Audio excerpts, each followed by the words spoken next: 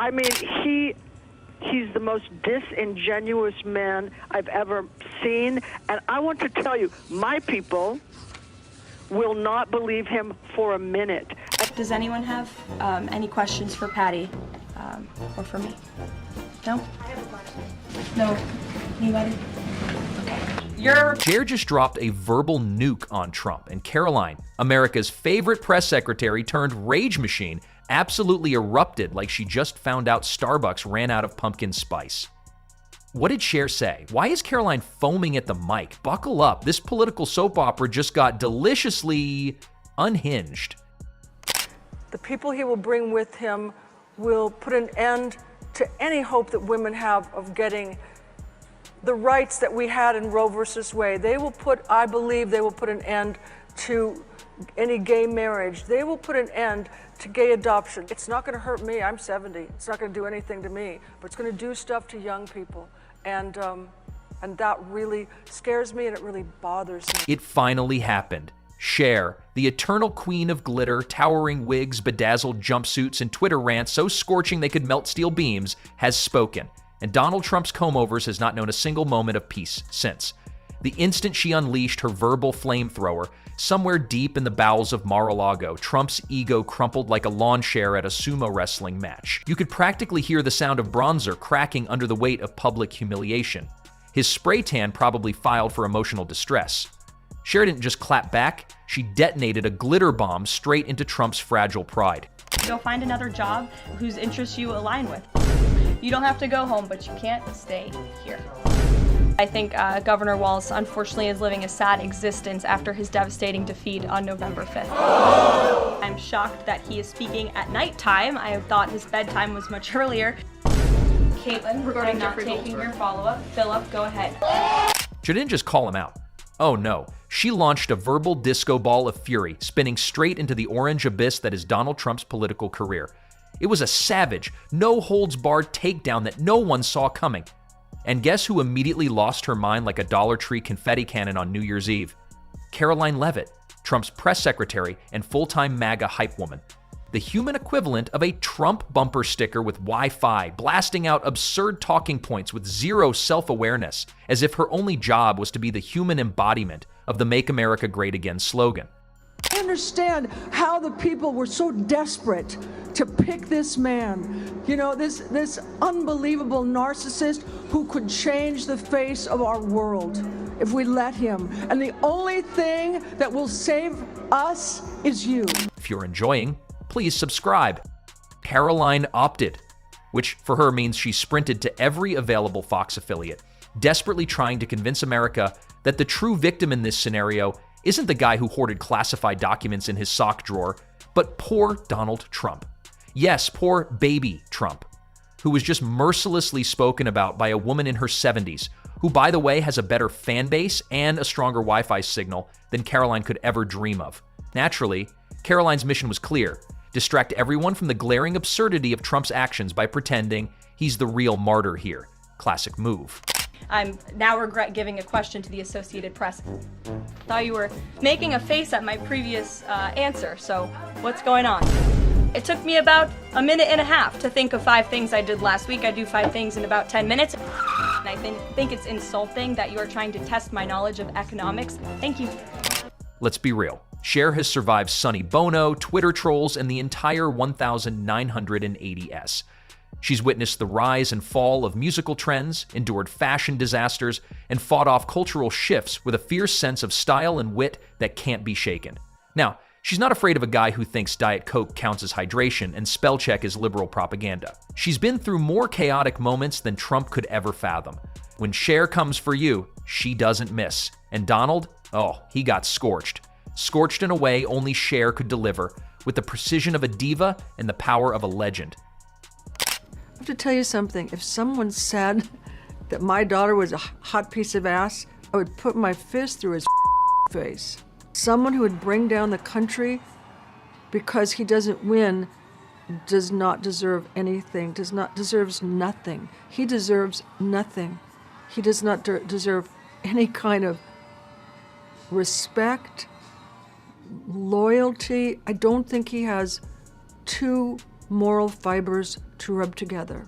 Meanwhile, Caroline's idea of a power move was to throw a full-on tantrum on Newsmax, clutching a picture of Trump like it was a sacred relic and not just another poorly lit promo shot from some bankrupt casino calendar. You could almost hear the soft whimper of the photo's dignity being sacrificed for a prime-time meltdown.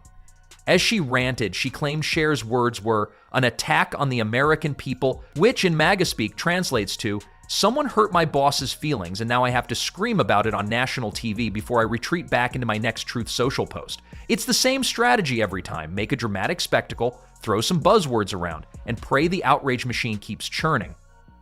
Honestly, it's like watching a toddler throw a fit in the candy aisle, only this time the candy's made of recycled political rhetoric and a heaping spoonful of desperation. Caroline's logic?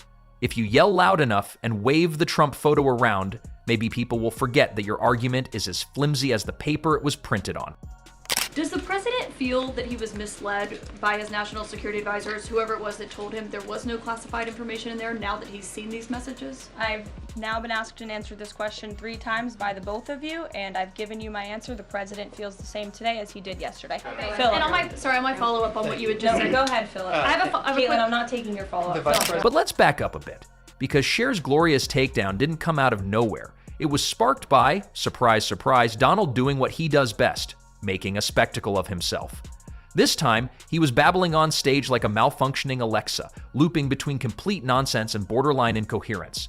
Somewhere between inventing brand new syllables and confusing Iran with IKEA, he managed to insult half the planet. Oh, and let's not forget, in true Trump fashion, he found time to threaten civil war if he doesn't win the next election. Because nothing says, I'm a huge fan of democracy, quite like suggesting we should burn it all down if his precious tanning bed privileges are revoked. Classic Trump, am I right? It's like he just pulls random phrases out of a hat, throws them at a wall, and somehow miraculously, people still think he's the genius leader we've all been waiting for. That honestly, it's just the same tired theatrics and delusion, wrapped in a less than shiny package. It's like he's trying to be a circus performer, but forgot his act. I will be the greatest jobs president that God ever created. I tell you that. Well, you know, I have to admit that I appreciate your directness, and I will try and be as direct and honest with you as I possibly can be. I am positive that you are the most unattractive man I have ever met in my entire life. Naturally, Cher had had enough. One tweet later, and it was like Mount Vesuvius had exploded on Trump Tower. Cher, wielding all the sass of a diva and none of the legal liabilities of a former president, let it rip. She dragged Trump's leadership like it was a clearance rack at Ross, unqualified, mislabeled, and probably covered in fake gold trim. Trump's camp didn't know what to do. Usually they're used to dealing with late-night comedians or bored journalists, but this was Cher. You can't discredit Cher. You can't call her a Democrat shill. She's been around since the Nixon administration and probably still has receipts. You can't mock her looks. She'll do it first and better. And you definitely can't out-tweet her. That woman invented Twitter rage before Twitter was even a thing. But don't worry, Caroline Leavitt was on standby, ready to spin this like a carnival ride operated by someone with no depth perception. According to her, they are spewing hate and trying to divide America, which is rich, coming from the spokesperson of the man who literally tried to divide America with a Sharpie on a hurricane map. The Democrat Party has been completely captivated by these far-left lunatics, and I'm not sure which Democrat on Capitol Hill is going to stand up and be the sensible voice, but I won't hold my breath, and best of luck to them if one chooses to stand up. They are enjoying their lowest approval rating ever because this is who they are trying to represent. These far-left activists who don't stand for anything. They only stand against Donald Trump, and they hate, as you just heard from that one individual who wished death upon the president of the United States. You've got to hand it to Caroline. She's loyal, blindly loyal, the kind of loyalty you only see from golden retrievers and people trying to stay on payroll until the next indictment drops. She appeared on every channel she could find, clutching her pearls and shrieking about celebrity elites, while actively working for a guy who lived in a literal gold tower and once tried to buy Greenland like it was a Groupon deal. Caroline's defense of Trump was so bizarre, you could almost forget this is the same woman who once claimed Trump had restored dignity to the White House. Dignity? Is that what we're calling the period when he held a press conference next to a Sharpie-altered map, recommended disinfectant injections, and rage tweeted about toilets not flushing fast enough? To Caroline, Trump is a flawless demigod sent from the heavens, despite being impeached twice, indicted multiple times, and more likely to end up in a courtroom than a church. And when someone like Cher, who actually earned her place in American culture, calls him out, Caroline turns into a malfunctioning bobblehead, furiously nodding and sputtering, like someone just insulted her collection of MAGA-themed nail polish. Thanks to President Trump, Americans are seeing the first price relief in years. The last inflation report showed the first consumer price decline in years, a decrease in energy prices, and real average hourly wage growth. President Trump is delivering on his promises to lower costs for American families and businesses. Prescription drug prices are down. Last month's drop in prescription drugs prices was the largest ever recorded.